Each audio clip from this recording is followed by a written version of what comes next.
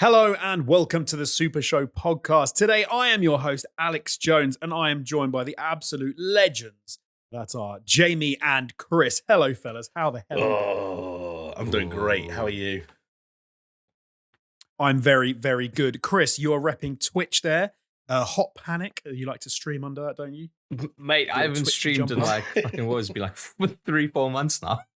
I'm still repping the platform. I do miss it though. No, it's a nice hoodie, man. It's like I reckon if anyone like doesn't mind the Twitch logo, it's a good hoodie. It's nice and warm. And at Amazon Prime days or a Black Friday sales, they get quite a good deal on a really nice, comfy, soft hoodie. So highly recommended. I like the idea that they get popular just as hoodies. People wear them and someone's like, oh, what's Twitch? And it's like, oh, I've got no idea.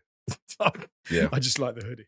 I've thought that sometimes. Like maybe if I buy some Kojima Productions branded merch and walk around town long enough that like one individual passing by will go, I wonder if he works there. I was like, no, I don't. I just pay for overpriced merch on the internet.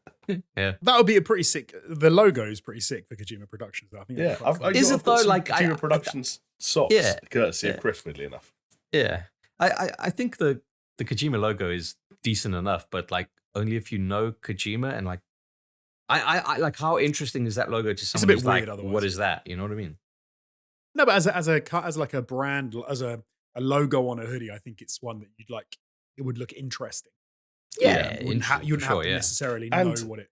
It's that cool thing of if someone knows what it is, that means they really know what it is. It's like being that level of celebrity where you're not like a household name. No one's just going to recognize you for the sake of recognizing you.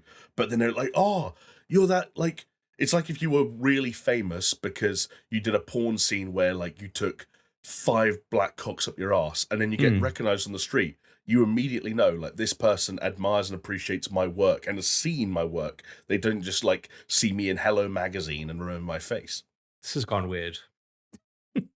This has gone weird, but we are not a porn podcast. We are, in fact, a gaming podcast.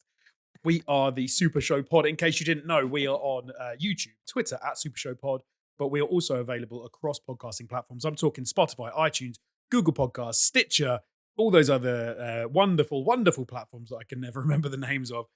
You can check us out there in audio form or indeed in video on YouTube. You can see our little smiling faces as some of our audience can right now. But if you would like to also check us out in sort of the illusion of live radio, then you can go over to paisleyradio.com Thursdays at 10 p.m, repeated at 10 p.m, where, it gets played out pseudo live. So you can be, I always like to imagine there's a guy, he's greasy, he's in jeans with like we got to get away from this this thing. He's doing something with a engine part. I don't know. Mate, I swear to God, this is like the 5th time we've said this, like set this scene. I think we've got to go for something else. This is the scene. This is the scene I like to imagine. And he's there, and and we're entertaining him while he's fixing his Ford Mustang from 1969. That's where my head's at. Anyway. But we are a gaming podcast, and if you didn't know that already, from talking about Twitch, I'm talking about Kojima, because the first story that we're going to get into today is, in fact, I'm going to say it's kind of like the bookend to a story that we've been talking about for a long time. I think it's time to put a fork in it, because Kojima has finally addressed some of the abandoned the rumors around Blue Box Games, and he's also had a little bit of a leak this week. So he's probably not in the best of spirits, but he's being honest. He's had a bit of a leak. This just sounds so wrong. He's been a bit leaky. He's a bit of a leaky ship. Pissed himself during a Jeff Keighley chat. Weird. Yeah. Yes. No, Jeff Keighley and his scary boots are enough to make anyone piss themselves. But yeah, Jeff Keighley was talking to Kojima, and he finally addressed some of the speculation that he was involved in Abandon, the game, the 8K game that was coming to you at some point in the future, which apparently still not, because they haven't even put that weird demo thing live. Supposed to put live like a year ago. And he addressed some of the rumors finally, and saying that he, in fact, still receives up to 20 tweets or DMs a day in relation to Abandon, which is kind of shocking. Hey, this is the thing, right? Like, you lean into all the fucking psychopaths on the internet, like, that's what you get. Like, did you really think that it was going to be anything like that? whether intentional or not. Yeah, I guess there's a part of me that still is bummed out by it though, because I don't mind the kind of the. You guys will know the meme better than me because I don't watch It's Always Sunny. But when Charlie Day's going crazy in the court board and he's putting the rope and the dot, connecting all the dots. Pepe Sylvia. Pepe Sylvia, sure. I don't mind that stuff. And if people want to create a subreddit and do all their Pepe Sylvia shit, go crazy. Dig deep, fucking decode audio samples and find whatever you need to find. But the idea that, like, there were some people, as many as 20 or 30 people a day, that were like, do you know what? I really need to send this to Mr. Kojima. That's the part that, like, kind of ruins it for me. Because it's like, even if it's all innocent stuff or, like, fan-y adjacent stuff. I shouldn't use the word fan-y. That just sounds like fanny, which in English is a minge. Wow. But just, it kind of ruins it for me. Because, like, over the course of days, and hey, this thing's rolled on for like over a year now, that probably means Kojima's received hundreds of these messages, and in the actual quote, he refers to being sent collages and deepfake images, so I don't even know how fucked up some of this shit gets. Hey, at least he's not getting Kojima-san dickpics, so, Do you know what, maybe he'd rather that. Maybe Kojima-san is gay, he's very private. He's not gay, he's got a wife, I think. No, I think he does, yeah. He's a dude. Kojima He's a dude. I think he's married, yeah. But he actually went on to sort of address the fact as well that one of the reasons people thought that he was part of this whole abandoned thing was because Kojima has done this kind of thing before. But he actually pointed out to Jeff Keighley, and he said, when they did the Moby Dick thing around the Phantom Pain, that Jeff Keighley was in on the whole thing, and it was pretty fun. It was kind of like an insider industry, playing with the audience kind of thing. Yeah. And I remember that. I'm that old that I remember that fucking interview. And he actually said, "Why would I do the same thing twice?" Which is so true when you think about it. Like that's just, it's not true at all. He's a guy that likes to push. He's literally done it twice, if not more. So it's not true. Never quite to the same degree of like, I'm going to create a fake developer whose name is either an anagram or a translation of mine. Okay, not a fake developer, but a fake studio. Fake studio. He's done it before. What with Moby? That doesn't. What was PT? PT was complicated. Oh, now you're just making excuses, okay? Because I've called you out on your bluff, and now you can't pretend. PT's not the same thing. Yeah, you can't pretend that anything in PT was equivalent to Joachim Mogren coming out and doing his bandage-faced interviews. Like, just using a weird name as a bit of misdirection is one thing, but like Moby Dick was creating a fake studio. Yeah. But PT, the whole PT thing felt more like when a writer takes on a ghost, a synonym because they want to do something different. Oh yeah, like saying Moby Dick Games. No, because that, like Jamie said, that was like a joke where they created a whole fake thing. It's the opposite. It's the opposite. The funny thing is, it wasn't a joke though. I don't know if you guys remember, but the reason that he did this particular thing with that interview was to show off the Fox engine. It was like, look how photorealistic this Fox engine can look. Oh, okay, I didn't realize that was the main thrust of it. Yeah, but anyway, so Jeff Keighley, was talking to I nearly called him Brian Keighley. Jeff Keighley was talking to Kojima on his podcast Brain Structure, which is why they're actually having the chat. But they sort of covered a few topics. He after this interview, apparently, and the fact that Kojima cleared up what was going on, Blue Box actually then tweeted out, always to get in there. Here we go. Yeah, the conversation. Classic Hassan. Actually, they came out and tweeted, and they said, "We want to thank Kojima for addressing the conspiracies openly. It has been a burden and not cool for both fans and developers. We hope everyone can close this for good." It's bullshit. Yeah, again, sorry, on both ways, and much more on fucking Blue Box's side. Like, you fucking asked for it. You literally begged for it. No, they did. Oh, no. I wasn't gonna question that. Okay. I was gonna question the bit where you said in both ways, because is this going back to the stuff where I can't remember if it's one of you or both of you has a theory that Kojima was leaning into the Blue Box stuff as well.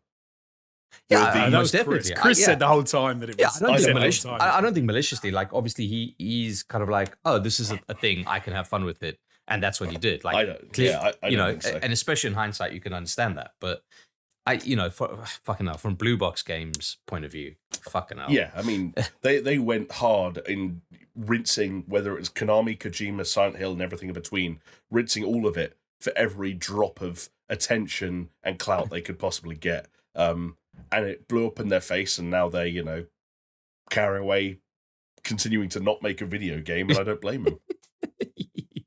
God, can I ask you? Can I ask you fellas a question though?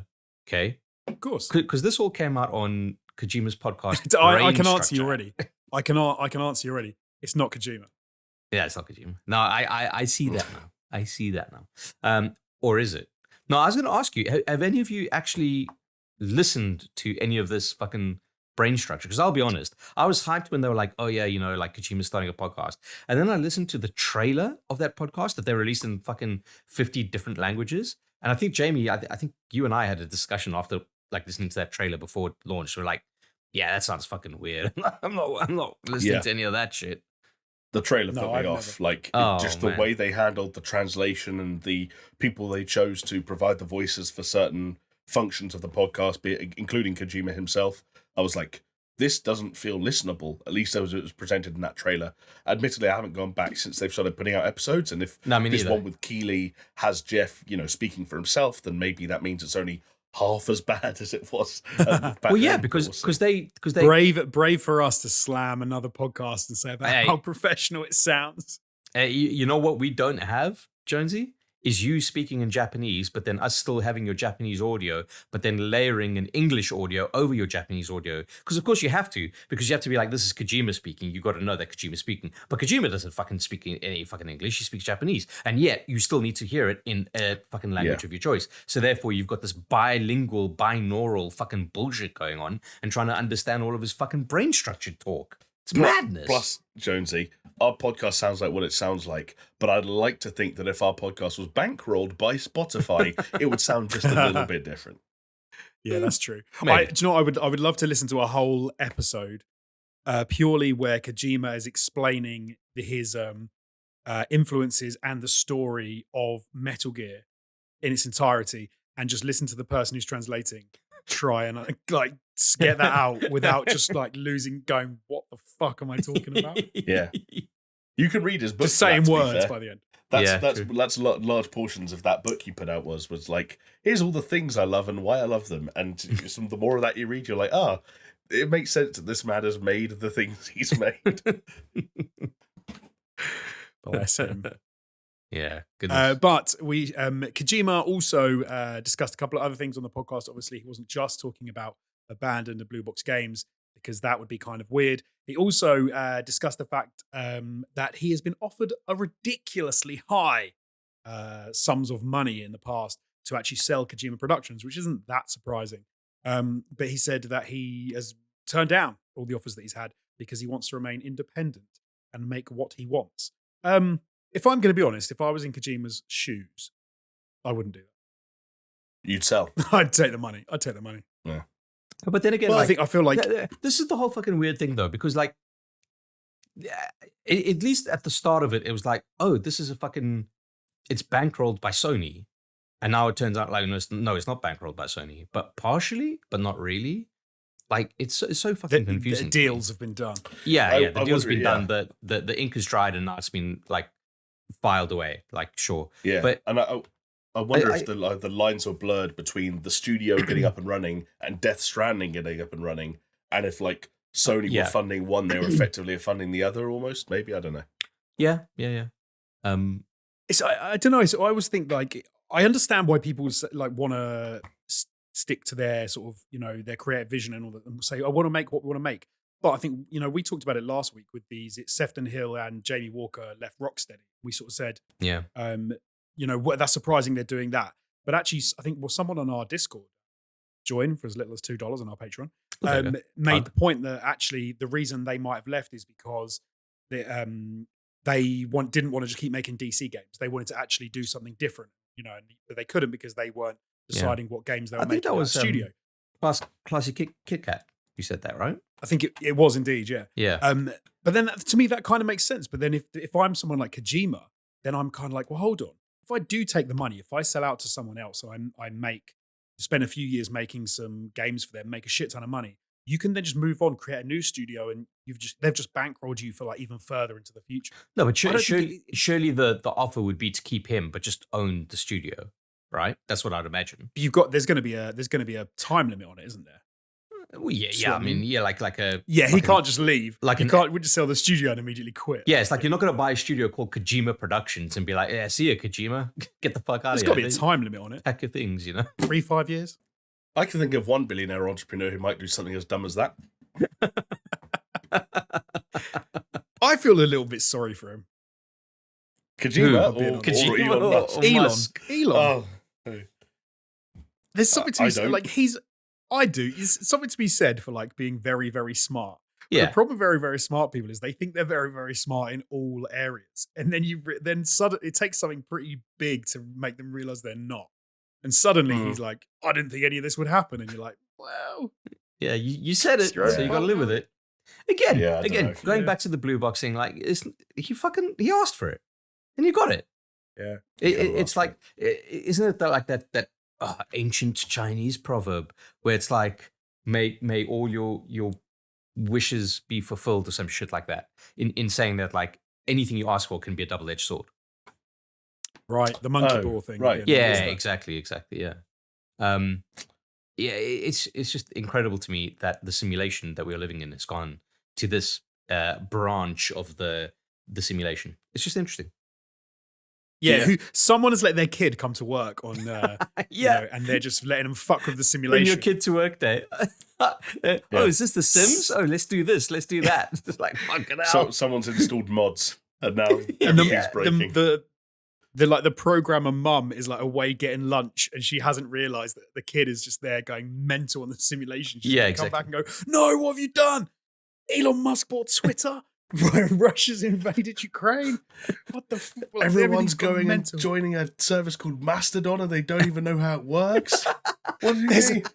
There's a pandemic. Why have you done these things? I love it. If Yeah. we are driving in the street and all of a sudden we see Thomas the Tank Engine flying through the air like a dragon, then we know we're in mod territory. That's like proper Skyrim mod territory. You know. I'm all for it. I'm all for it. Hell yeah, sure.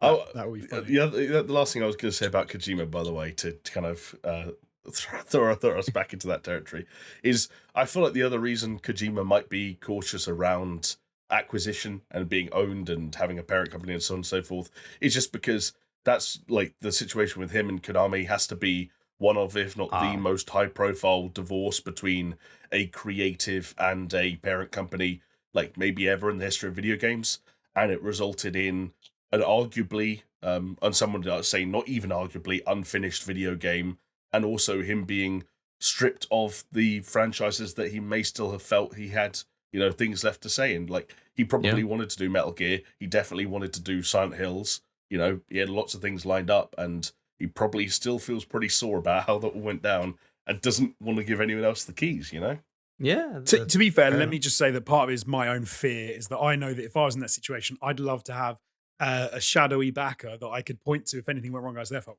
It's their fault. Yeah, to be fair, I do get you. Talking about Kojima doing his own stuff, though, one last thing to mention this story is that footage of Overdose is apparently his newest game that we learned the title of a while ago has circulated online. It was circulating back in the summer, and it has resurfaced and apparently shows a character wandering around in the dark. So Yeah. fuck all beyond that. Delivery. Weird video. It's Postmates, the video. Do you know what? Like, I couldn't find it. I tried to find it, and I couldn't even find it. I can send you a link to it, like. I'm avoiding it, to be honest. Like, I don't know. Like, what am I going to get from it? Well, I'd rather, yeah, I don't know. I think you're right. Like, what are you going to get from it is a fair question. Because the answer, having seen it, is not much. I personally don't even think it looks real. It looks like a proof of concept video where it basically looks like they took the Margaret Qualley model from Death Stranding, reclothed her, and have her walking around what could easily be a prefab environment, like running from something or hiding from something that you never really see. And in the corner, in picture-in-picture, there is a live action feed of a woman who looks like she's holding a phone, and I think the implication is that she's interacting with the game through the phone and like doing quick time events and almost doing like a Supermassive Games Until Dawn style thing. And but my theory is that Overdose as a name and Overdose as a project might still exist in some way, but I think this footage, I wouldn't be surprised if this was proof of concept or if this was shown to publishers or financiers as like, hey, we want to make like a cloud-based game that can be played on home consoles, but also this is how you could experience it through mobile and so on and so forth. But I don't know. I just don't know. I also don't know if this is the thing that like Al Fanning is in. I don't know if this is further ahead or behind Death Stranding. No one. I just don't have a clue. No, I'm sure we'll... I will put money on the table. A little bit of money, a small amount of money, fellas, to say that we will see or hear something about whether it's Overdose or whatever the fucking thing is that he's been teasing. We'll see it at Game Awards. I like that bet. As in, I like it enough that I'm not going to take you on it because I think you're right. So you agree with me? Yeah, exactly. I agree with you, yeah. I think that's an easy bet for me to make because money in the bank. Yeah, it would make sense. I mean, considering the last time he threw Keely a bone, it was that podcast. I feel like now, next time, it has to be a game or bust.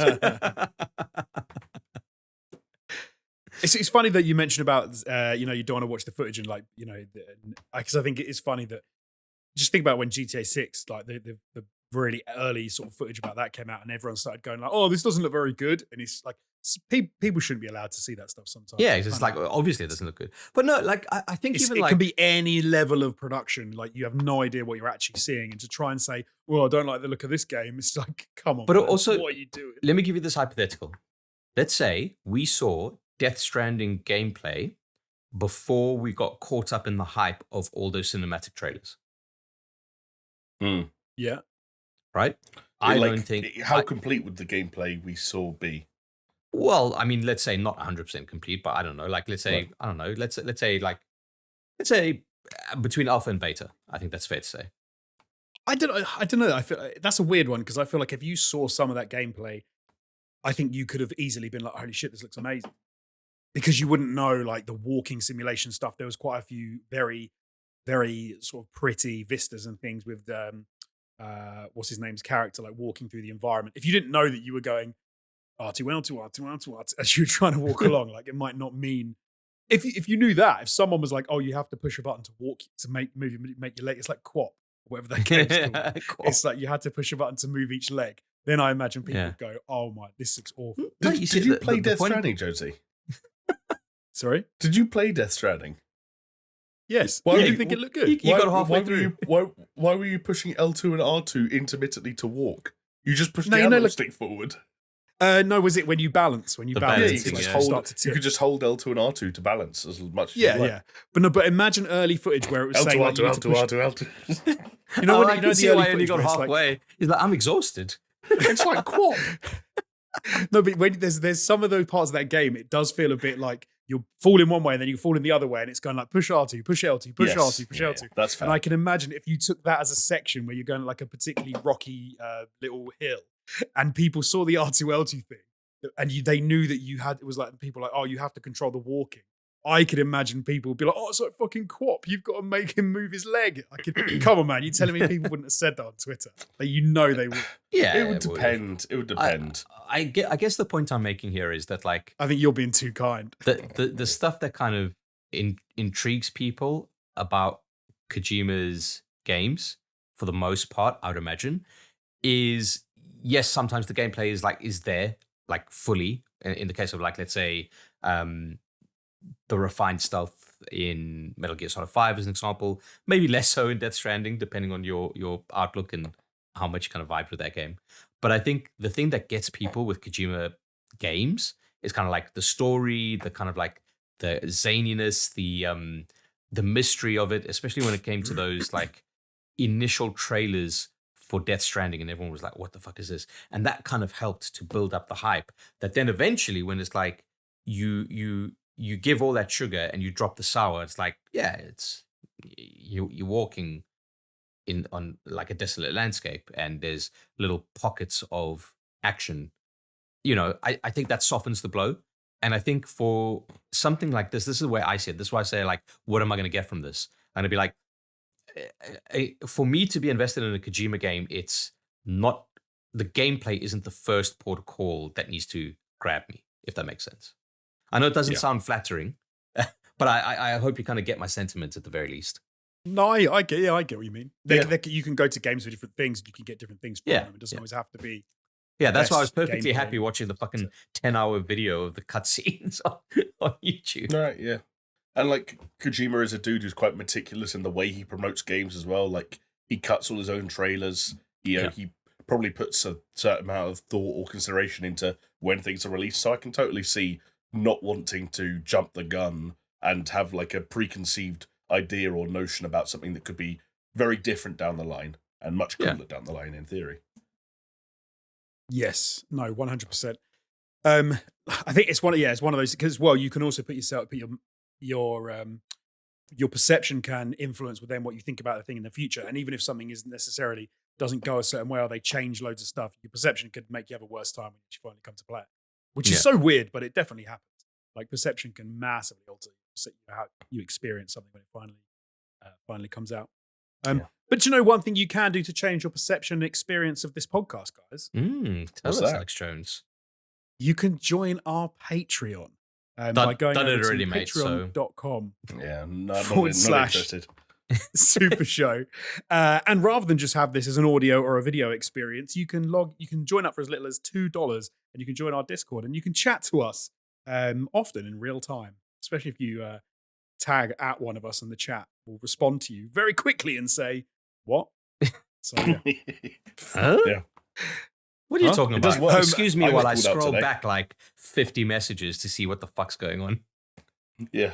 Yes, there's also some extra content in there. There's some old content from the ATG days. You've got a couple of Patreon exclusive little podcasts. You've got the first and only currently episode of Known Murderer.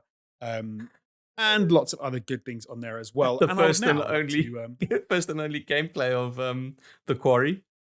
Hopefully that'll change. We need to get together and actually do. That's one thing we do find difficult. I'm sure everyone knows these days, is actually getting together in the physical, real world. Simulation keeps stopping us. But forget that for now, because on screen you can see some names, and these are people that have already pledged to our Patreon. They are patrons, and I would like to read out some of their names as well. They are Aaron Cameron, Athletic Gravy, Bill Caesar, Brimstone, Cole K, Crow's Perch, Ice Knock Rock Salt, Jesper Camden Nielsen, Leo Murger, Mindful Pig, Mr. Anthropic, Pastors Guild, and the big dogs, the members of the board. They are Brett Z, aka Shellshock, Doppler, Geometric Potter, Hacksaw Reed, Manuel Guerrero, and He's Wad. So thank you so much, everyone, for supporting our Patreon and going over to patreon.com / SuperShow. Yes, thank you, everyone. Lovely.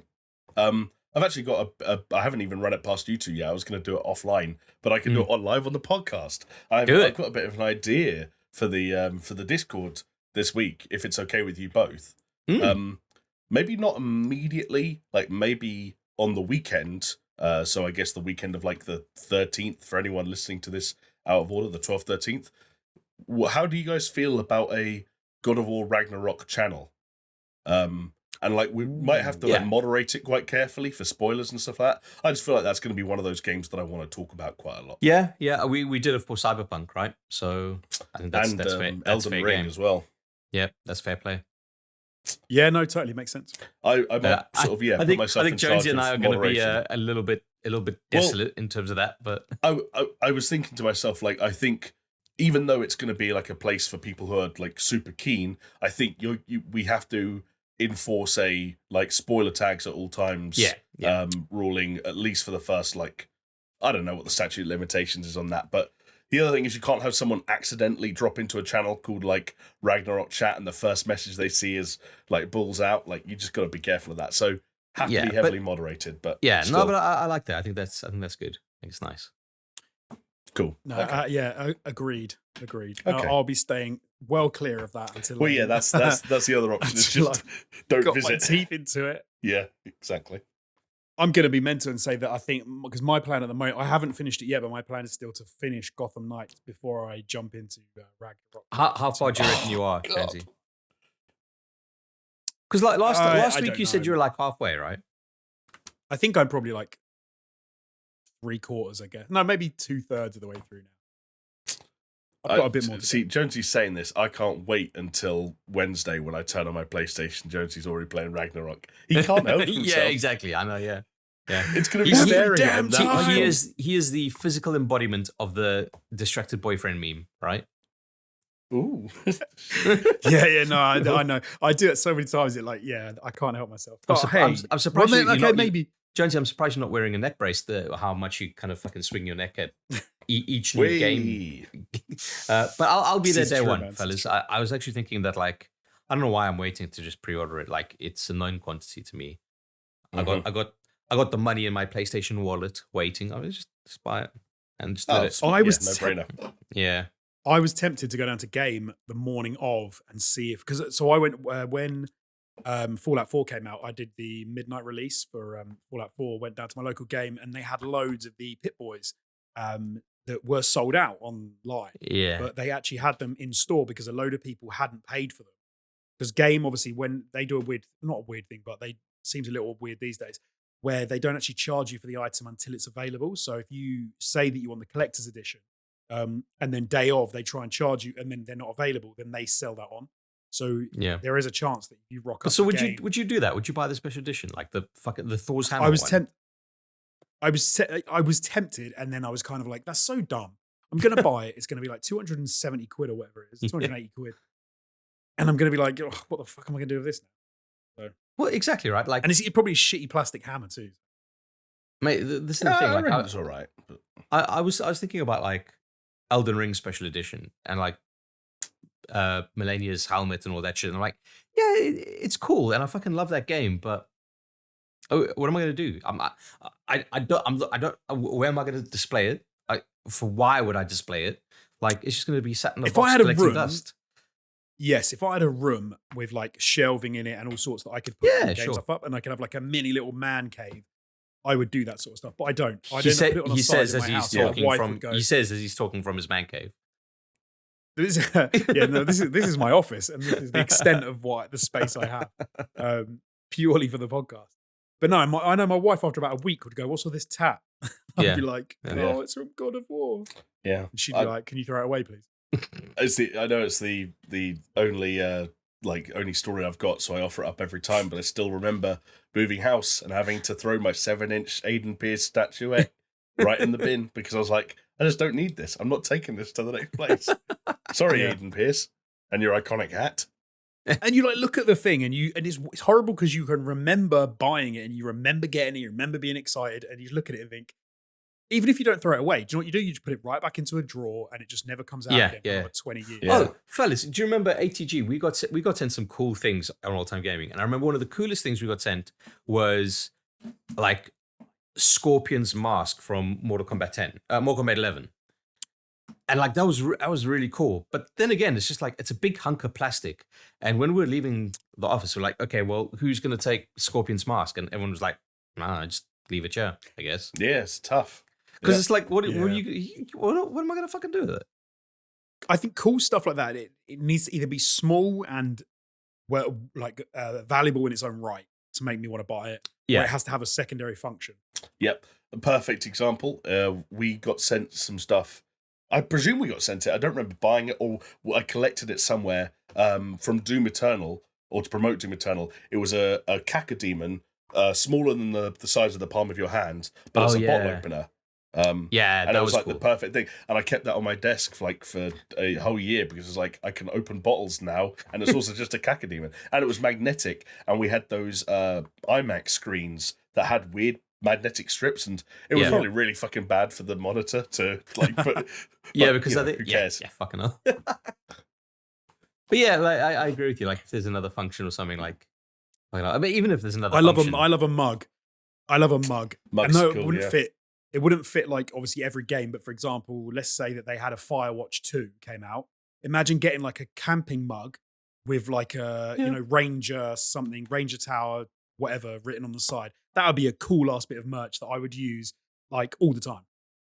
Yeah. See, Like, I'm it just would never just be left in a cupboard. I'm just a sucker for good old fashioned like merch, like a t-shirt or a hoodie. That'll do Yeah, me. that's always Well, good. Like, See, honestly, function. that'll do me. Yeah. What, Like I one still I thing- still wear the fucking Dying Light Bad Blood t-shirt right. that Yeah, you yeah. guys got me. I think the only one of my exception- Sorry, Jim. Sorry, mate, go on. No, I was gonna say the only exception I'd made for like unnecessarily tacky high-end bullshit that probably didn't work, but I really wanted to try, is when one of the OG Modern Warfares came with night vision goggles, and I was like, you know what? But like the proper like they looked, or they were at least trying to emulate the like Sam Fisher style, like high-end, super chunky night vision. I was like, even if they work just a little bit, I want them. That's cool, man. One thing I can't remember what the game was. I know you guys remember. It was the old-fashioned like voicemail or tape recorder machine that had the tape in it that you could play, and it had like a message. Oh, that's for no. What game was that? You're confusing two things. We got sent for Borderlands 3. We got sent an old school cassette player that played the Yes. song that was in the teaser trailer that came out, I believe. But then we also got sent. it wasn't merch. But we also got sent like a faux VR headset for the launch of Hitman 3, where we had Agent 47, the actual voice actor, say, "Hello, all-time gaming." Right. I can just kind of like deliver a Things message. like to that us. are cool. That shit was fucking cool. Because But that, then that again, was, you wouldn't because wanna that was keep it, proper would you? personalized to us, though, right? Like that is like technically that's a one of one made specifically for Yeah. us. Like, I think I've told this story on the podcast before, but I emailed that dude as like a kid, the voice of Agent 47, specifically when he momentarily lost his role before Absolution got made, and I like sent him an email of support, and years later, like he was saying the name of our channel. Like that was rad. Yeah, That is cool, man. yeah. Like another Oh, one. you made me cry of nostalgia for like old. No, I'm not. Yeah, well, we've been talking about this for too long, but there is one thing that I'd be remiss to not say. When Jamie and I went to the launch of Mortal Kombat 11, like it was a big fucking launch, maybe the biggest launch that we got invited to is ATG.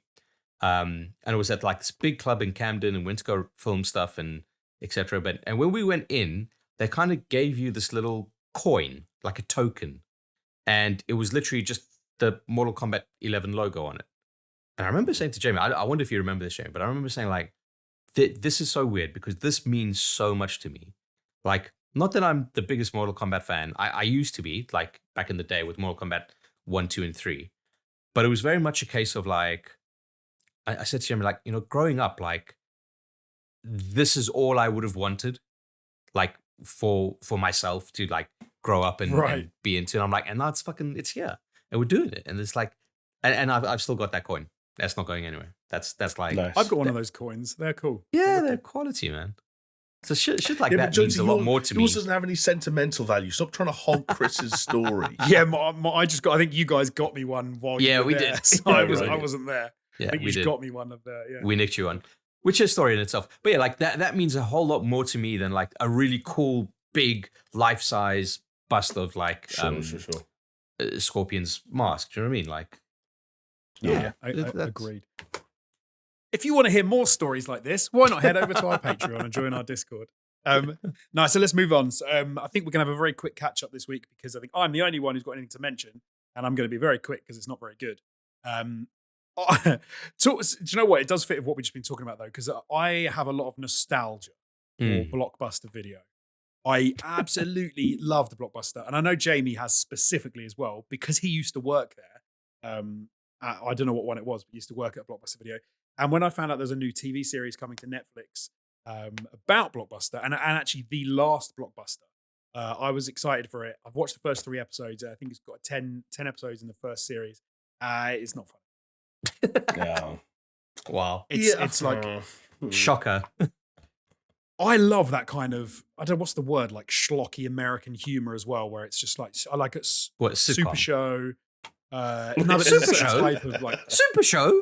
sorry, Superstore. Superstore. Superstore. There's a type of American comedy which is trashy, but I can just watch because I just get into it and it's funny and they're like the characters have stories and I can just sit and watch them ad infinitum and they're usually like 9 seasons of like multiple episodes, and they get ridiculous. And you get to a point where you're like, this is trash now, but you know, and I just kind of finish. I'm not on board with this blockbuster thing already. It's just I don't know. I don't think it's funny. I don't think it's particularly well written. I don't think the idea of the last blockbuster is not that good.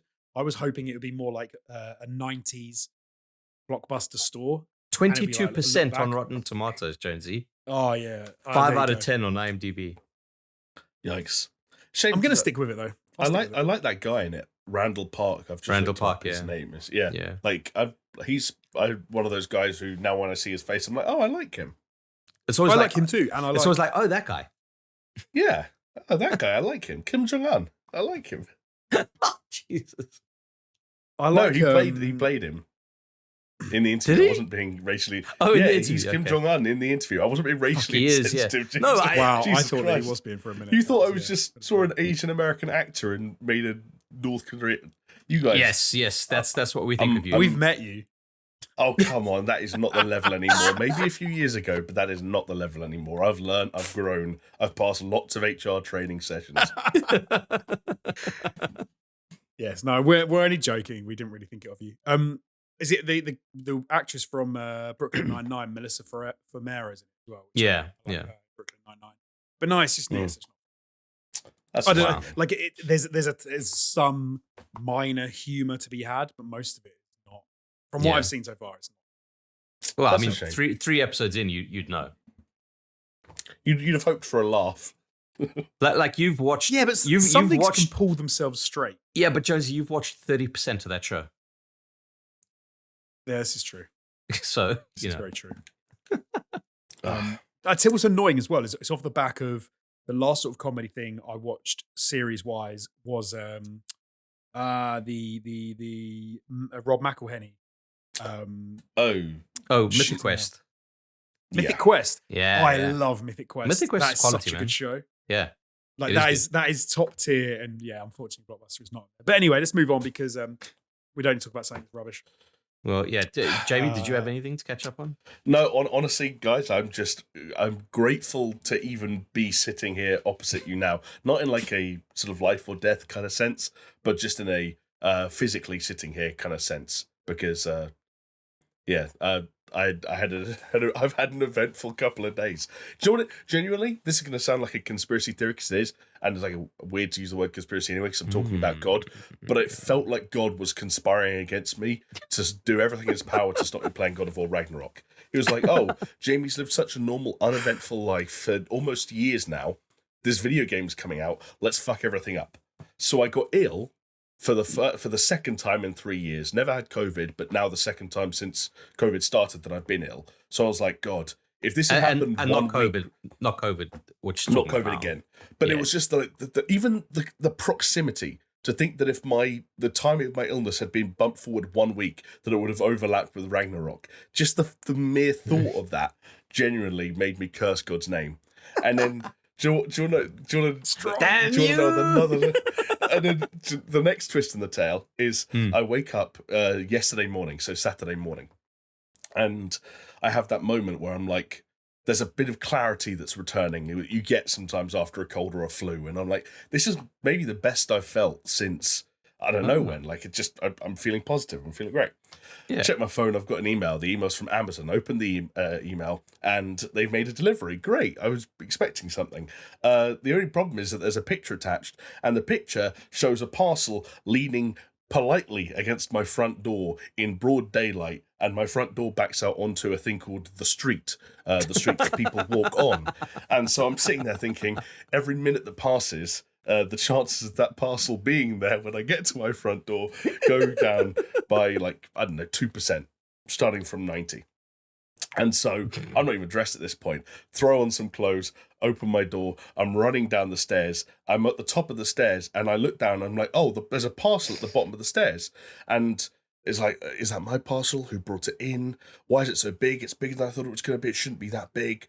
And clearly, my brain, when processing all these different thoughts and ideas and impulses at once, forgot about taking steps seriously. And so I slip and I fucking slam down on my ass. The hardest I've ever landed. And you boys know, because there's more than meets the eye than just that there was what this webcam will show you, that there's a lot of me to slam, and I mean slam, like to the point where when I was in a state of shock, and so I kind of like I slid down the steps a few times, like boom, boom, boom, like you did when you were a kid.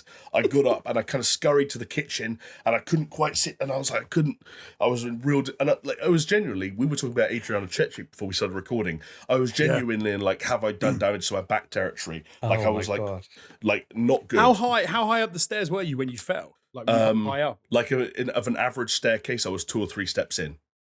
Oh, I so so you were near the top. I was near the top. No, again, I landed on my arse. I didn't like fall over and then land on my arse. I went from standing to being on my arse. So it could have been worse. I could have hit my head or something. But so I go and I spend a few minutes in the kitchen recovering, because there's like adrenaline and there's kind of shock and there's pain and there's like figuring out, do I need to go to A&E and what the, and then I'm like, do you know what? I think I'm okay. I established quite quickly that my back was fine.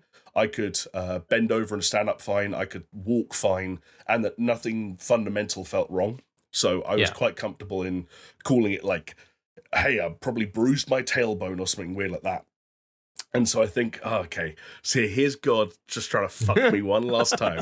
And I walk back around and I grab my parcel. I start walking back up the stairs, and something catches my eye. And I go, what? Hang on, what? And I realise that there's a part of, I'd missed one very unfortunate element of my slip, which is that some very hard part of my body, either my elbow or my knee, I don't know which, had gone into the wall as I slipped over, and there is a massive hole in the wall. Fuck. And so I have emailed my landlord, and I've like, hey, I have put a massive fucking hole in your wall by falling down the stairs. Sorry, tell me what I need to do about this. And I don't know how much it costs to fix a wall, but that's why I'm not buying Mjolnir this week. Oh, mate, I'm so sorry to hear that. But hold on, so you have to finish. Like, was it the parcel? Was that your parcel? It was my parcel, and it's like bedding. That was the dumbest thing about it. It was like I wanted some more bedding. And I spent most of the last 36 hours, like in some amount of discomfort only when I'm sitting down. Luckily, like sleeping. Like, you know what the weirdest thing was? I couldn't sit down in my chair for gaming last night, so I was like, I'm just going to go to bed. And then I needed a shit, and I was like, oh no, like what's pooing? So you shut your bed, and you said, you know what? I got spare bed sheets, so it's fine. Exactly that. Thank you, Chris. No, I was like, do you know what? I'm a big boy. I can manage it. And I go in and I like slowly sit down. I'm like, this is completely fine. And I realized, because I naturally lean slightly forward when I shit, and because so much of the weight is, or where the bottom of your thighs are in contact with the seat, there was no pain whatsoever. So I was like, how cruel is this? God of War Ragnarok is coming out. All I want to do is play video games, and I can lie down, I can shit, I can eat, I can do everything a human needs to do. But I can't sit in a fucking armchair. No, you know what you need? It's funny. So in high school, I had a friend, Ilya. Shout out to my man, Ilya. Jamie, he was of a bodily disposition similar to yours. Let's put it that way. Good, nice. And a man of culture. So we used to play rugby in high school, and he got tackled, whatever it was. I can't really remember the details, but effectively he bruised his coccyx. Okay. And for about 3 months in high school, like, and this must have been like, I don't know, second last year of high school. So, you know, you're ready to rip into people. And for about 3 months, he had to sit on an inflatable donut because he couldn't put any pressure on his coccyx. Nice. And we ripped him mercilessly for every day of those 3 months. But what I will say to you is, maybe just invest in an inflatable donut and just sit on that, because that's probably the weird thing. Like, a world of good. You can see I'm sat in a chair now. Like, if I position myself carefully, like, I'm fine. So maybe I haven't even bruised my coccyx, but it was just weird that the impact was so heavy, and that some of the bits of pain that I felt, say, last night were so intense that I actually thought I'd done something really bad. And I woke up this morning, I was like, oh, I didn't really do anything. But I guess it's just the way the body works. Yeah. Anyway. Yeah. So well, it sounds like Final Destination. Yeah. It sounds like Final Destination to me. I think you're only at the start of your journey of getting stopped. Yeah. Please, I don't even want to tempt fate anymore. It's not funny. But we are, of course, talking about God of War Ragnarok because it is coming out on the 9th. Not So as of recording, that's in 3 days' time. I can fucking taste it, but fellas. I think we need to talk about some of these reviews that it's been getting. Because the review embargo was up on Thursday at about 4 p.m. Local time for us, GMT. Currently, lads, God of War Ragnarok is sitting at a 94 on Metacritic from the critic scorings, which puts it in second highest place this year for games, second only to, of course, Elden Ring. It's safe to say it's been extremely well received. It's doing extremely well. Would you say that's fair? Yeah, it's 94 on Metacritic and 94 on OpenCritic for obviously critic score, because no one, well, some people have, but no one should have been playing that game from the general public. Yeah. No one should. Some are. I think even influencers have kind of been from what I've gathered here and there. I think in the cold a little bit on this one. Like I think they went hard on media and journalists and critics. And like the let's players have been sort of waiting. But sorry, Chris. I think if you know your product and you know it's gonna slap, like there's no need to go that influencer route. Do you know what I mean? Right, yeah. It's like it's not a let's play game. Yeah, it's not like it's got show off how fun the multiplayer is, how much carnage they can have. It's like Also, you want to keep the surprises, right? Yeah, which some outlets did a really good job at, and some didn't.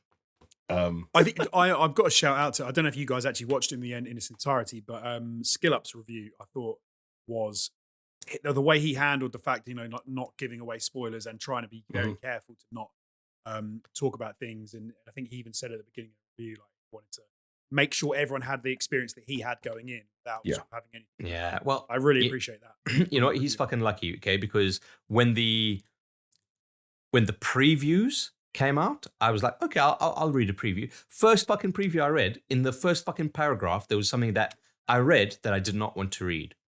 And then I said, I'm not going to do this. And then I got fooled again with the actual reviews, supposed spoiler-free reviews. And again, in the first fucking paragraph, I read something that I wouldn't have wanted to have known about.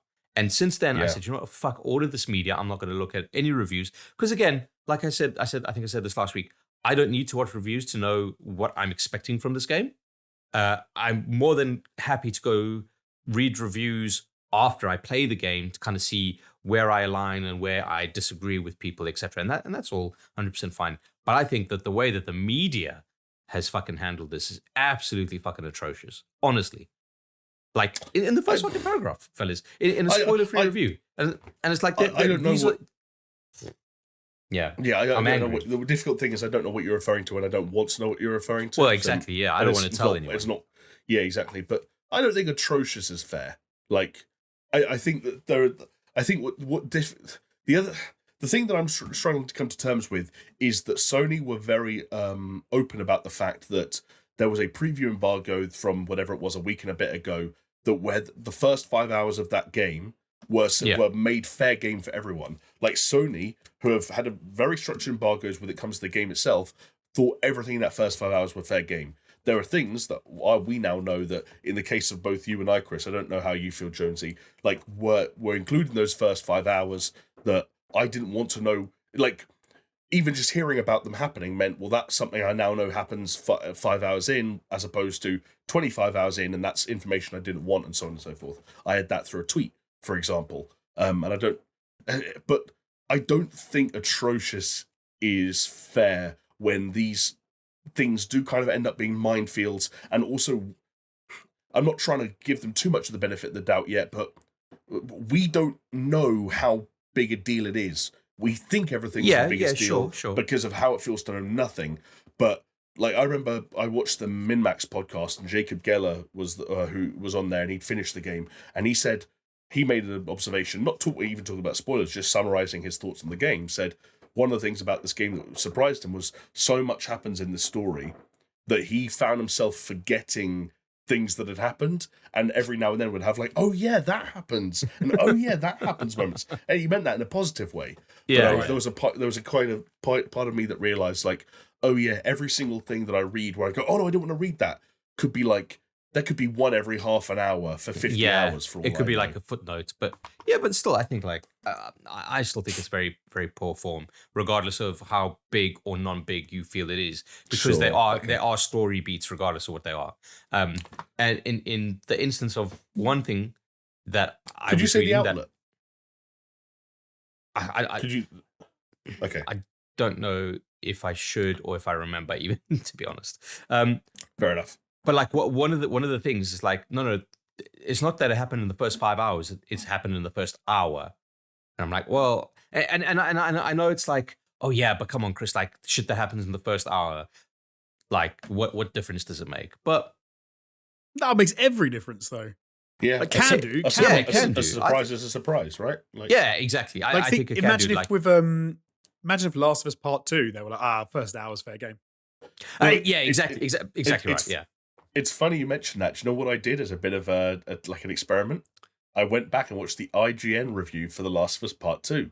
Because I was like, not that I expect this degree of shenanigans in God of War Ragnarok, but I was like, how does a critic talk about Last of Us Part 2 for 8 minutes and not acknowledge what happens in that game? And the interesting thing was, he doesn't talk about Abby. The only thing he says about the character of Abby is he says words to the effect of, I'd be remiss if I didn't acknowledge the really impressive performance Laura Bailey gives in this game. That's the extent of how much Abby is mentioned.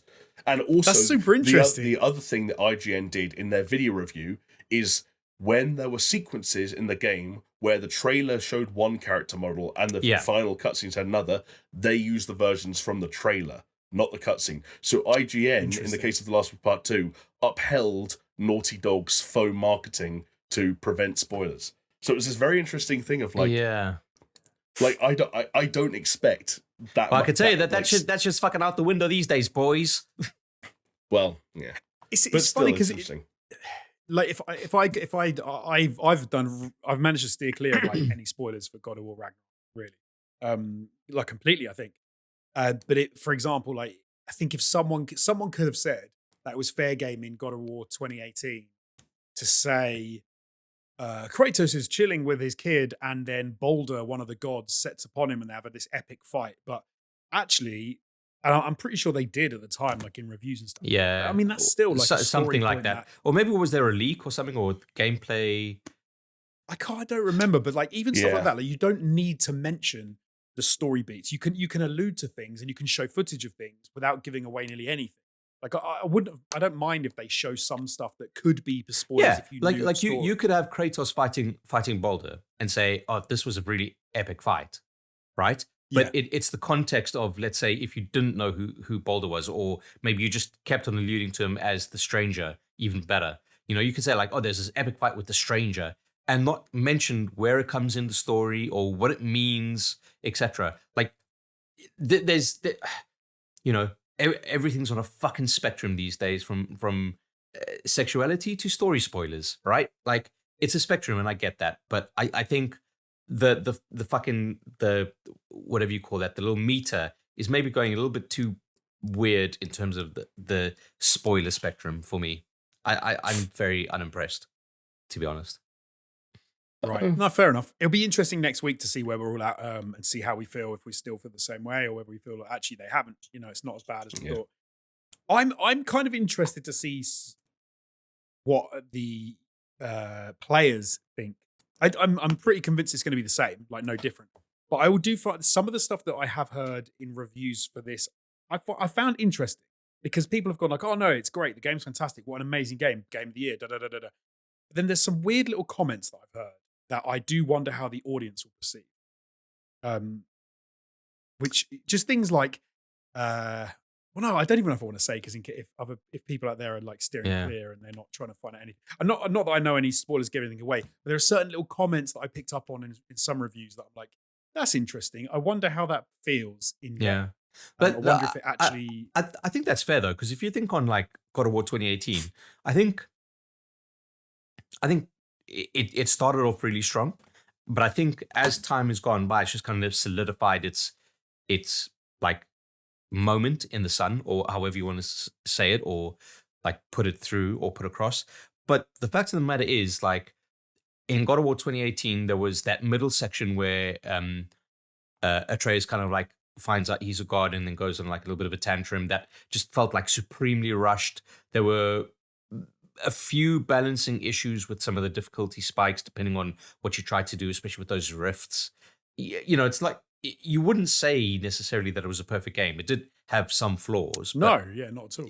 Yeah. So I kind of tend to agree with you, Josie. I think good.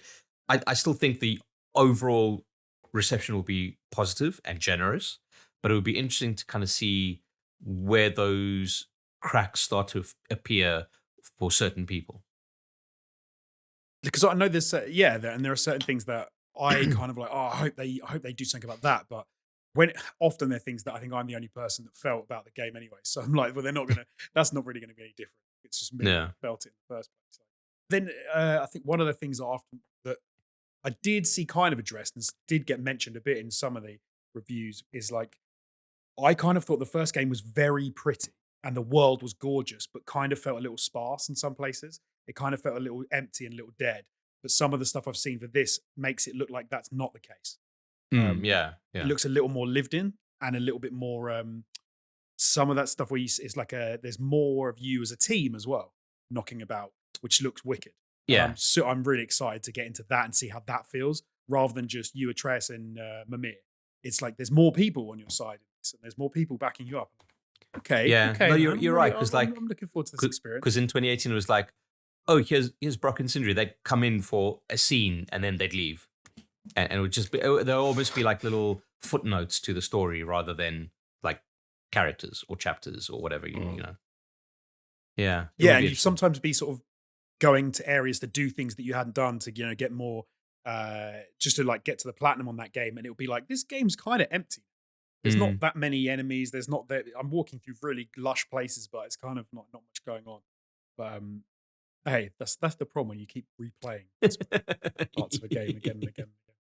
Anyway, we need to move on from God of War Ragnarok. We will, of course, be talking about next week when it gets released, and we've all had a little chance to play it. Maybe Jamie's probably finished it and having to hold his eyes open with matchsticks.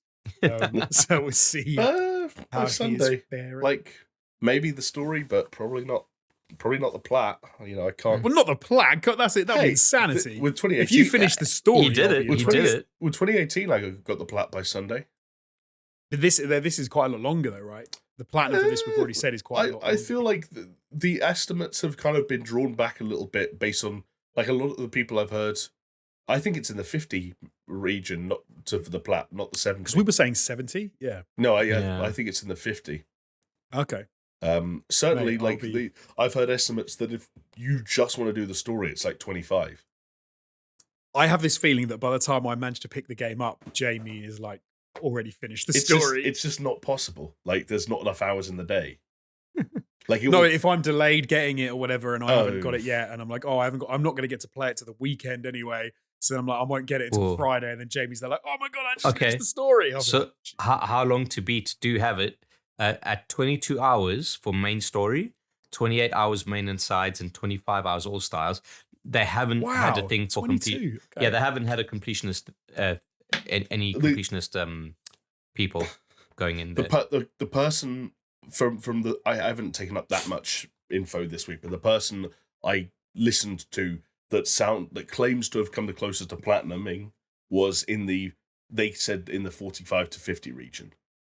Okay. And there was another person who had finished the game and done what they considered to be most of the main side quests, and they were on like 37. That's not bad. That's easier than a Final Fantasy VII remake, right? I think so. Yeah. Unless you want to go for like 100% on that, because that was kind of a little bit. I'm very excited though. I'm very excited. Whew, fellas, I can't wait. You know, after this recording, I'm just gonna buy it. Just gonna buy it. Chris, did you watch Skill Up's video? No. I understand, like, it was a while ago when Jonesy had said like, oh yeah, you know, like I really like how he handled it and it's spoiler free. But I'm just like, nah. Fair enough, you ended already then. Yeah, fair. because he still shows footage for like the entirety of that review. So No, but look, no, but like that's fine, right? Like the only things that I've been watching are the developer released little vignettes that they've been releasing on YouTube, and like that's the extent of what I've been watching. To be fair, the last thing we need to say, really, I think about God of War Ragnarok before we move on is how wrong I was with my guess that it would be delayed until February. Don't worry, mate. There's still time for it to be delayed. Until the game is playable, it's not playable. So, yeah. I mean, that is one thing that you can say though. Now that reviews have come out, is that it's like people who can say what they just want to say about first-party Sony releases, and they can dunk on their habit of remaking stuff and the fact that The Last of Us Part 1 exists, and so you could dunk on them all being big, podsy, prestige things all you want. But like the fact that God of War Ragnarok is coming out looking as good as it does, still a cross-gen game. Like, I'm not going to pretend God of War Ragnarok is going to be the best game of all time. It's not. But it's a very good-looking game that has a 4K 30 mode, a like adaptive 4K 60 mode, and a 120 FPS mode. And also, I can't remember which reviewer it was. It was Skill Up who said that in his whatever it was 35 hours, he had 2 extremely minor bugs that were both just like Kratos briefly clipping a wall during an animation, and it's like, I don't want to throw Gotham Knights under the bridge, Jonesy, but it's like. What's it? What? Like, because I said that to me because you like that, because you spent £70 trying a White Knight for that. And I'm joking. I spent 55. I spent £55. No, to play an alright game. It was because Skill Up in his review, even like without saying as many words, teased towards. He basically said like some other recent releases that I won't name. I felt like he was very obviously talking about Gotham Knights when it comes to like, hey, bugs. Not bugs. He did it during the performance part, and it was just like I just wanted to say fair play, totally. Like because we were talking about you thinking it's going to be delayed until February. I just wanted to say fair play to Santa Monica for delivering a game that seems to be so polished and performs so well. That doesn't. There's a weird thing when you're like, they've managed to get 120 frames a second at an adaptive resolution. Admittedly, out of like you say, you could say last gen game, like it's a PS4 game. Well, it's a solid PS4 game. It's not a PS5 game. But the fact that Gotham Knights was supposed to be a PS4, PS5 game, and then got bumped to PS5 next gen only, and struggles to do 30 FPS is like, okay. Maybe you need to hire some different people for optimization because something's going on here. Maybe they should be from Santa Monica, California. Yeah. No, but you guys, you don't understand. It's the Xbox Series S that's holding them all back. I have to mention one bug because it does make me like Gotham Knights is not a buggy game particularly, but there's a hilarious bug that I have nearly every cutscene in the game, which is what's his name? Red Hood. Jason, is it Jason Todd? I can't remember the guy's name.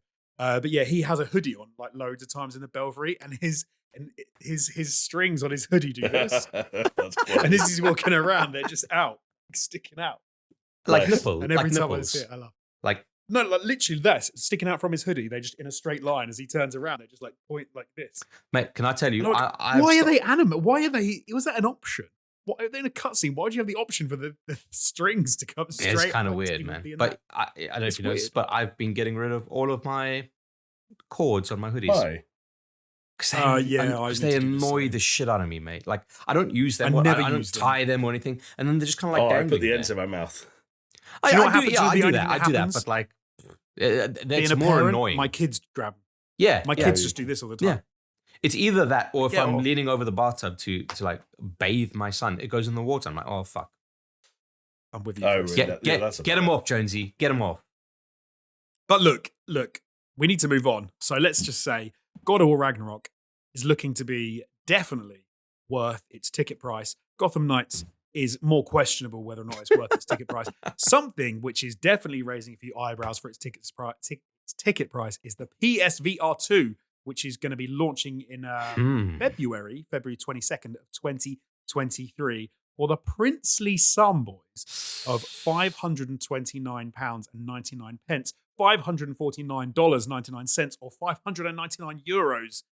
Listen, don't go into that Don't go I think into that that's sense as well. psychological. Yeah, don't go into psychological pricing here. It's €600. Don't be like £599.99. It's Yeah, Well, but no, Chris, £600. there's no, a if I'm gonna there's if I'm gonna do five that, at I'm the gonna say it's front. £530. It's £530. Mate, I mean, it's- fundamentally, yes. Yeah, but that is more than the PlayStation 5 itself. yeah, but this is the thing. It's not £530, right? It's £530 plus a PS5. It's like you said, but you got to pay for that PS5. And PS5s ain't cheap, especially if you didn't get one in the initial run and now the price has gone up. I don't know, Yeah, man. the price Yeah. is now 480, which means this is, I think, what, like 1,010 all in? I mean, okay, Which like is a it's lot of it's money. hard to say because it's not like you buying the PlayStation 5 just to only use VR to like Sure. But But it's you wouldn't buy a mad. PC to like plug in a VR headset, but that was Yeah. also considered part of the kind of quote unquote Yeah. cost of admission back in the Yeah. day. But this is mad. Like I don't like. It's weird because it's mad in the VR sense. It's not mad. Like we've seen much more expensive VR headsets, but with the PlayStation, the fucking Meta first Quest VR Pro is like £1,500. like this is the thing. Like some of them are kind of insane, but with the first PlayStation headset, it was actually really an affordable way to get into VR gaming. They have blown that out of the water with this offering. It's something that suddenly puts it into another realm of holy shit, I'm not buying it.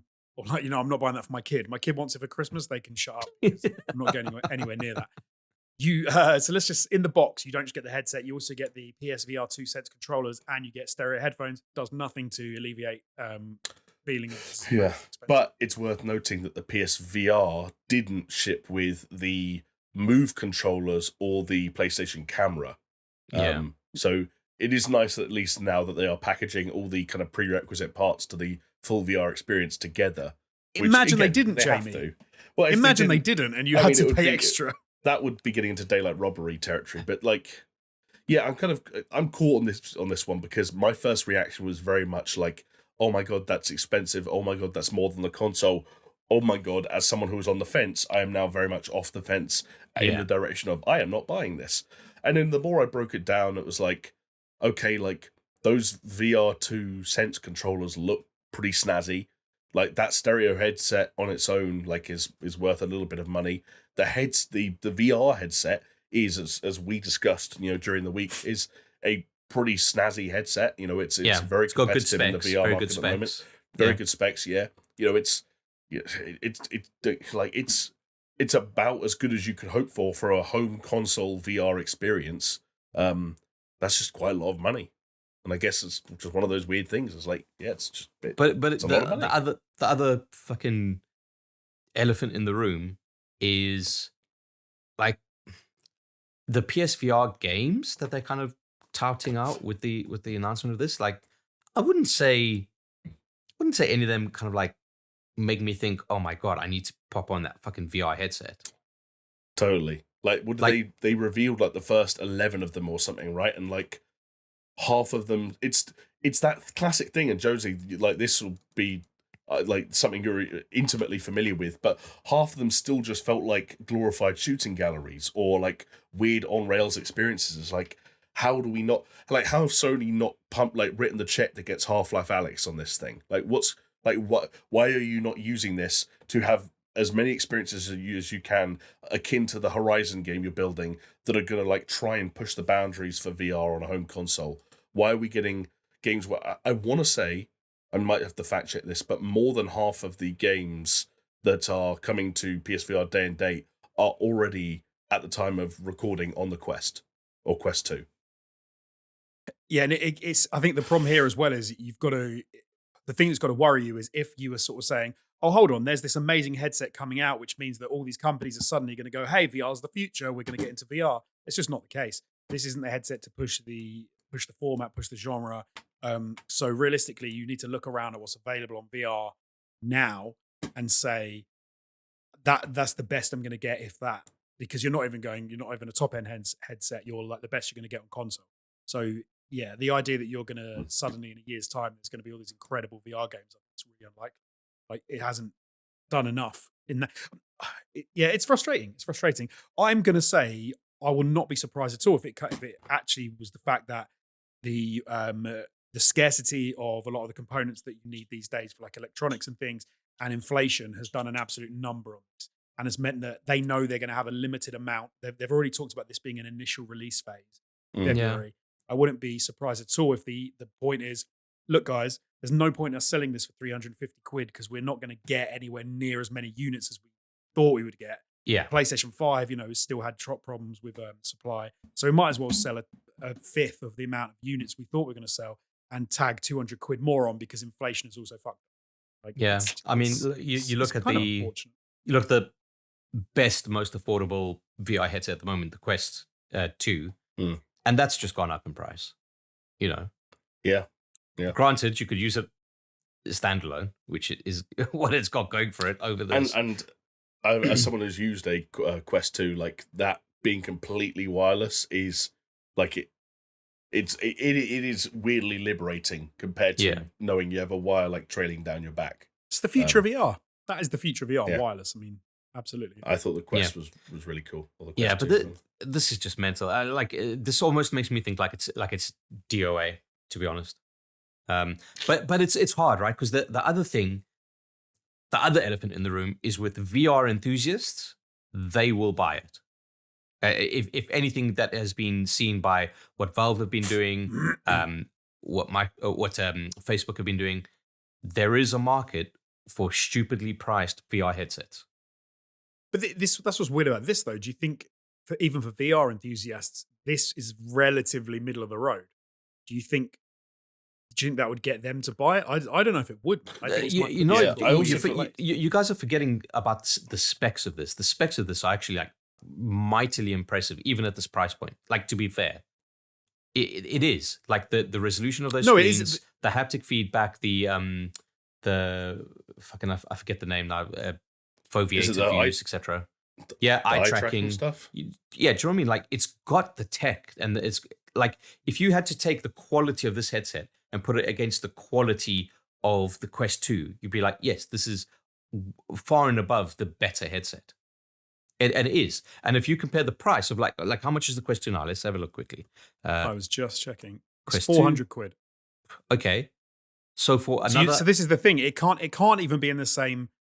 Personally, I don't think it can be in the same bracket as the Quest 2 for quality. It needs to be... But to being so much more expensive, it needs to be further down that line. It needs to be closer to like the £1,200 headsets that you're going to get for PC for it to make it worthwhile.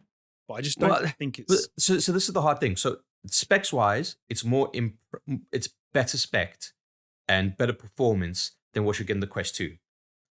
However, the versatility and the use cases of the Quest 2 compared to the PSVR 2, like it's incredibly diverse.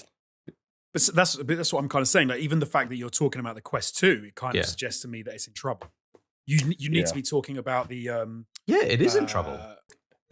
What's it called? The Chris called it dead on arrival. No, he didn't. No, I know. I was trying to think what the names of the Index? new HTC one. The Index. The Index. What's the other? I can't even remember all the fucking. The HTC Vive. Is it, have the Vive got like a new version? They've got like 5 Pro or 5 Odyssey or some shit, like Galaxy, Prometheus, Chism, something. Oh, it's just the HTC Vive Pro. HTC Vive Pro 2 is like 780 quid. Right. Or no, nearly 1,000. There's also a Quest Pro, right? But it's like for like businesses or something like that. Yeah, so the one that's like that's 1,500. Yeah, it's 1,500, but that's like the tech and that is absolutely insane. But again, it's like, who's this for? Because their whole thing is it's an enterprise and stuff. Yeah. So in other words, like, you get, I believe like Accenture have signed on with like made a deal with Meta to supply them with that so that they could have all these virtual meetings and blah, blah, blah. But you look at the software offering of what Facebook or Meta are offering, and it's so fucking laughable. It's ridiculous. Like, I don't know if you remember, like when all this VR stuff was coming out, and it was like the first Oculus pre-Facebook buyout, and it was like, oh man, this is amazing. This is the future, and there was like very real hype around all the possibilities, whatever. Then we got into the actual units themselves, and the experiences were good, but they never used to hold your attention. The barrier to entry was way too high, whether it was monetary or setup time. And it's just kind of like, in terms of that, it's stagnated. And what people are trying to innovate on just isn't interesting people whatsoever. So it's no wonder that Meta had 70% of their fucking share price knocked off in the past like couple of months. Like, no one wants the future of VR the way that these tech companies think that the future of VR needs to go. You know, and then they're not going to do it because they don't understand it. And as us as consumers, we don't necessarily know what we want from it either. Yeah. And I kind of think the opposite. I think we know what we want, and it's just taking such a long time and such a long development process. Yeah, we know what we want, but it's not feasible, right? Yeah, that's true. Yeah. I think if you simplify it down and like get away from the metaverse and step back towards gaming, I think what we want is actually quite feasible. But it's like I think there's still a reluctance from developers outside of Sony, I guess, and Valve to really jump in with both feet first, you know? And like that's what my concern about this is. Like, I remember when the PSVR was in the mix of the Oculus Rift and the HTC Vive, and that sort of initial arms race was beginning, there was some really positive noise about the PSVR 2, because it was like selling in the millions of units, and everyone was like, oh, this is good for VR. And like the weird asterisk against the PlayStation VR is that for as good as it was for a VR headset in terms of sales, the attach rate of the PSVR for the PS4 was only ever in the single digits in terms of percentages. And like, I don't see how launching an even more expensive, albeit even more advanced VR headset to fundamentally an extremely similar audience, supported by such a weak, at least out the gate, software lineup, changes that. I still think you're looking about at a single digit number of people who want to get on board with this. And I wanted to fact check what I said earlier about the availability of those games on other platforms, and it was worse than I thought. If you ignore Horizon, Sony has announced 11 games set to arrive on PSVR 2 inside the first year. Of those 11 games confirmed to arrive inside the first year, 9 of them are already on other platforms. And the 2 that aren't is... it would be London Studios one. That's not... Wasn't it London That's not Studios? here at the moment. They might be working on something, but it's not listed on this. Let me double check. That is, I mean, that's dire. Yeah, it's not listed. That's not a good state of affairs at all. Personally, I would think I think Sony maybe should have sat this one out. I think they maybe should have just sat on VR for a little while longer and waited until there was a paradigm shift and there was a new. Do you know what I mean? There was a next level thing. I mean, I don't know when that will be. I've got no idea, but do you think? Like, really. I don't think they should have sat it out at all. I kind of tend to disagree with that. But do you think that you mentioned the supply issues, but maybe it's a case of maybe there is supply issues in terms of the components of this stuff, but maybe it's also the supply issues and the traction of PS5 that has been lower than they were expecting, and that the pricing of this is almost like to counteract some of that. So maybe when they laid out their roadmap, they're like, right, PS5 will come out and it'll sell fine and we will not have any supply issues and people will just get it when they get it. And then we'll release this at this price point. But then it didn't work out that way. So they had to reevaluate and say, actually, you know what? Fuck it. We got to go more expensive. Oh, look, Quest 2 just became more expensive, just to kind of like counteract any of these issues. Yeah, no, you mean you've got to be right? So they've got to be people crunching numbers and working out what the price point they need to launch and the production cost and all of that sort of stuff. But yeah, 100%. This isn't going to be something which was like just someone came up with and wrote on a whiteboard in a meeting and they went with. And it does make you wonder, like behind the scenes, what was going on that pushed this. But I'm going to speed us along because before we finish up this podcast, I have one more thing that I would like to ask you guys and get your opinions on, because it was I found it a little fun thing that I read in the week. I'll just briefly on the VR front, just say the PSVR 2 pre-orders are coming 15th of November, just in case anyone has got just like 600 quid they want to burn. And, they want to pre-order that. But no, so let's move on. So Lionsgate, the guys behind the John Wick movies, of which I'm sure most people out there probably know what they are, a trilogy of movies starring Keanu Reeves as a gun-toting hitman who does come back. He comes back 3 times at least. He thinks he's back. But he might come back. He thinks he's back. He might come back a 4th time, but this time in video games. He's definitely coming back a 4th time, even in films. Yeah. It's in like, Okay, it's in like another 4 months' time. time. I should have said another time. He's come back another time in games because CEO of Lionsgate, John Feltheimer, on a call with some execs, said that he sees in the future of John Wick a AAA game coming into the fold. And they've actually already apparently been fielding proposals to have that game made.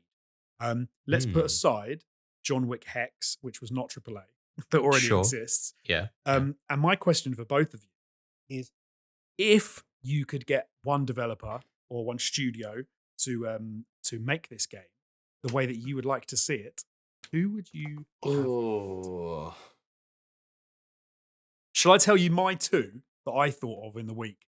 Yeah, And then go you for it. I might ruin it for you though. This is the only thing. I've got a couple of things that come to mind, but go for it. I've got one that's immediate to my mind, but yeah, let's hear it.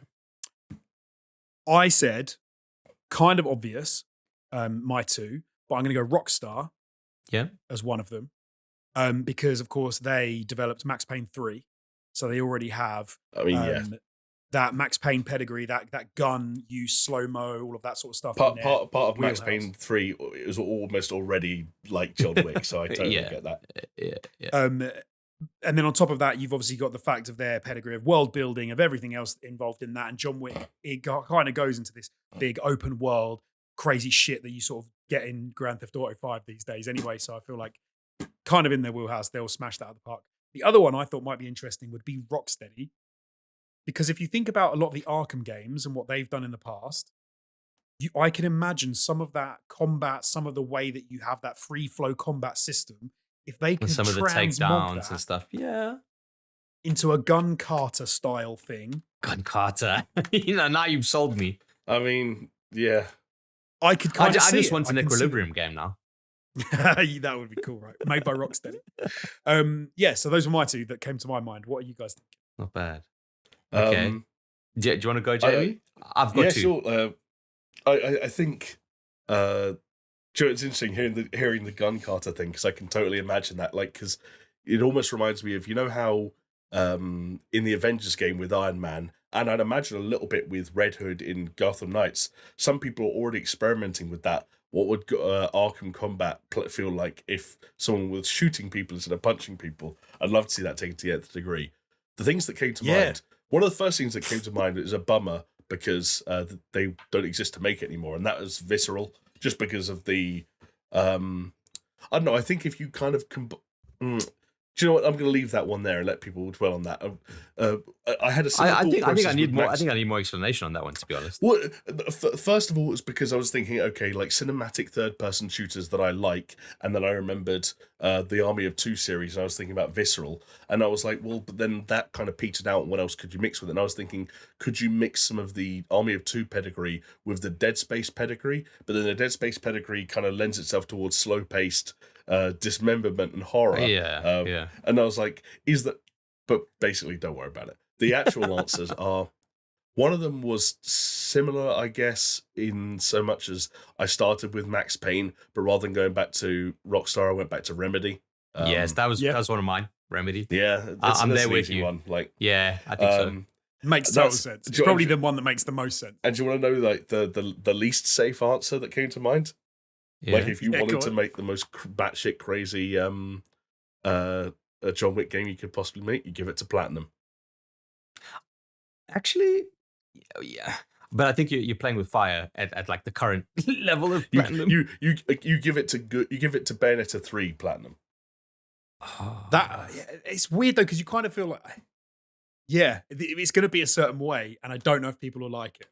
I like the idea of infusing, even if you went to Capcom and got like the DMC5 team to make John Wick, like the idea of infusing like the manic Eastern character action style, like the juggling people with the guns and but something that was knowing, like a John Wick hive dream. Is that maybe too arcadey though?